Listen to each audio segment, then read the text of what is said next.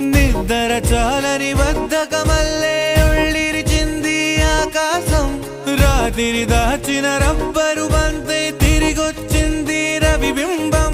వెలుతురు మోస్తూ దిగి వస్తున్నది